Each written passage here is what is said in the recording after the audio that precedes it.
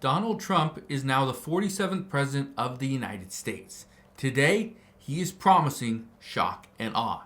Today, I want to explain what's going on, all the executive orders that were just signed, what we are likely to see over the coming days, and what the American people can look forward to. Because again, even though they're saying that this will be shock and awe, what we should expect is change. We are going to see many changes. Some which are going to be very good for the American people and the country, but others that could be actually somewhat bad initially because of some things that are going to happen on the back end. So I'll break all this down in just a moment, explain what we are about to see, and we're going to go over the list of the executive orders that Donald Trump has just signed. So I'll break all this down in just a moment, but all I ask is one thing. It takes 2 seconds. Go ahead, hit that like button if you enjoy these daily updates.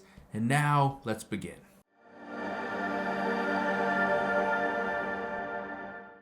So yes, today was a very busy day for Donald Trump, who is now the 47th president of the United States. Look what happened.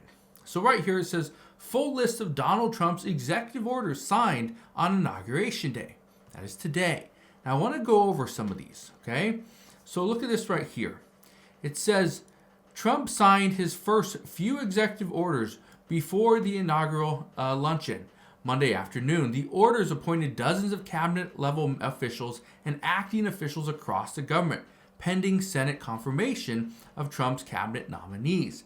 Officials who were appointed in acting capacity via executive order include James McHenry as the acting Attorney General, Lisa Kenna as the Secretary of State, Robert Salesses as acting Secretary of Defense, Dorothy Fink as acting Secretary of Health and Human Services, Benjamin Huffman as acting Secretary of Homeland Security, Mark Averill as acting Secretary of the Army, Tom Sylvester, acting CIA Director, Mark Uyeda as acting Chairman of the Securities and Exchange Commission, and Andrew Ferguson as Chairman of the Federal Trade Commission. So those are just the ones that he appointed in an acting capacity. But let's keep reading this because, again, there are some big things that happened today, and Donald Trump gave some major announcements in his speeches. Now, let's keep reading.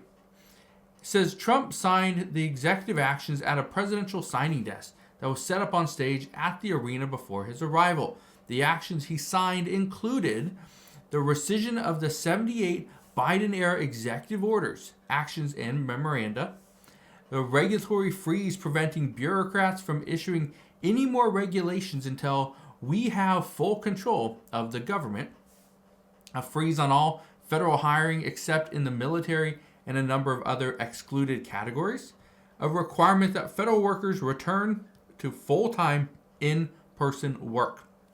We'll address that one in a minute.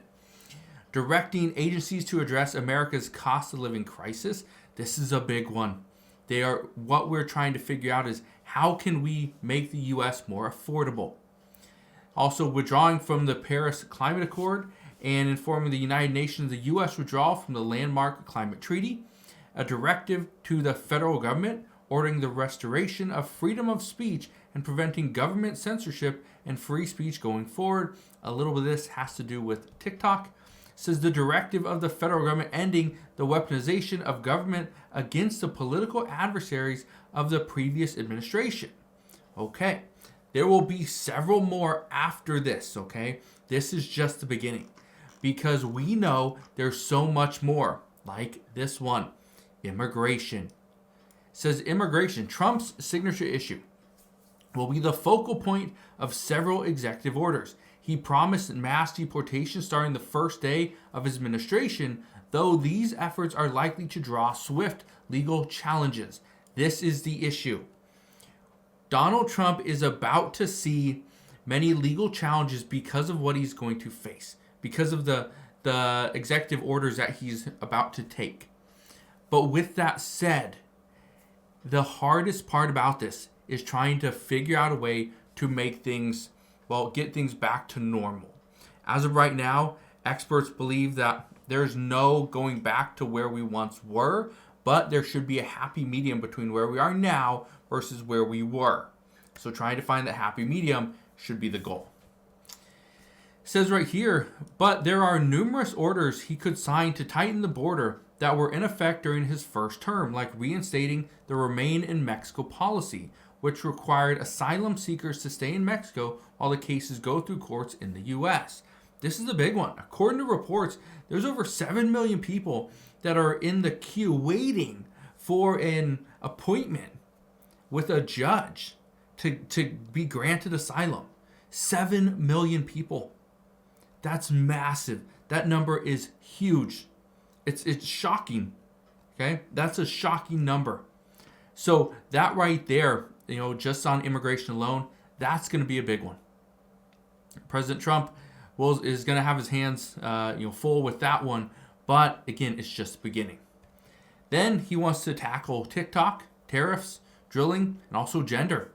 He said on stage today, during his speech, that there's only 2 genders. There's male and female, boys and girls. That is it. We don't have all these other genders, just the 2. Now, I want to show you this. Okay? Look at this right here. It says Trump says he'll force federal workers back to office in signing after inauguration. So, what we are about to see, and we've already seen this with Amazon. Okay, you probably saw a billionaire Jeff Bezos, who's the founder of Amazon. He was at the inauguration. He was sitting right there next to Mark Zuckerberg and Jeff Bezos' fiance, or girlfriend, or whatever she is. Anyway, okay, right in front of Elon Musk. You saw Elon Musk. You saw Mark Zuckerberg. You saw Jeff Bezos, all sitting right there, right behind Trump. So, what we're about to see is federal employees are going to be mandated to come back into the office. No more working from home. No more free ride.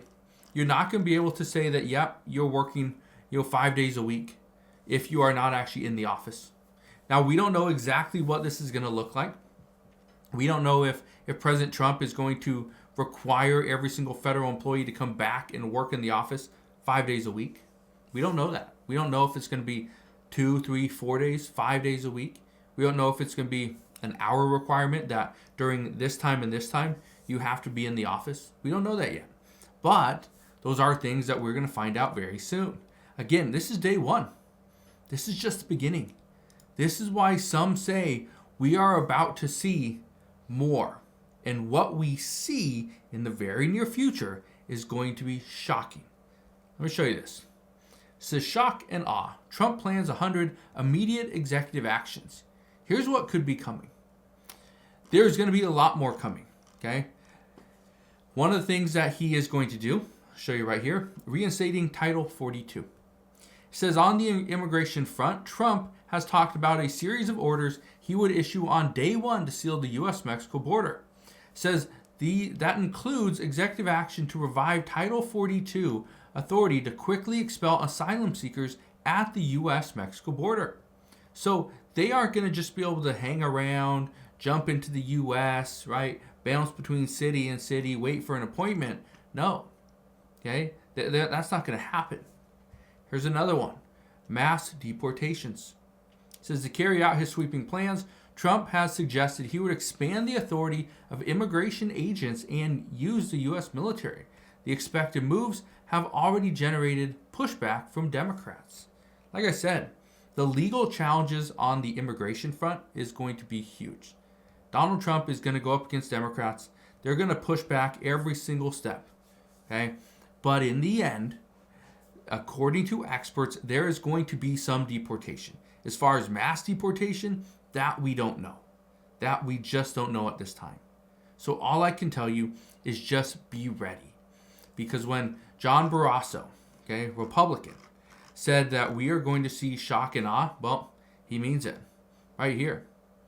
Says John Barrasso, okay, predicted after Republican members of Congress receive a preview of the activity to come, it will be shock and awe. He's serious. Now, as we get more information as to what is coming, the executive actions that Donald Trump does take, I promise I will keep you up to date on all the latest news. But again, as of today, that is what we know. So, as we get more information, again, I will keep you updated. But again, just want to thank you guys for watching. Again, if you have any questions whatsoever, ask your questions down in the comment section below. A lot of people have been asking questions, wondering what is going on, if I can give them a little bit more updates on a certain specific topic. And well, that's where these videos come from. So again, thank you guys for watching. Consider subscribing, and I'll see you guys on the next one.